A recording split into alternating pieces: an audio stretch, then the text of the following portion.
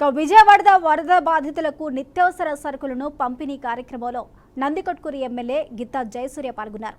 నిత్యావసర సరుకులను పంపిణీ చేస్తూ వరద బాధితులను ఎమ్మెల్యే పరామర్శించారు. బాధితులను ప్రభుత్వం అండగా ఉంటుందని, వారిని ఆదుకుంటుందని హామీనిచ్చారు. ఈ కార్యక్రమంలో నంద్యాల ఎంపీ శివానందరెడ్డి పాల్గొని ప్రభుత్వం అందరినీ ఆదుకుంటుందని ప్రజలకు భరోసానిచ్చారు.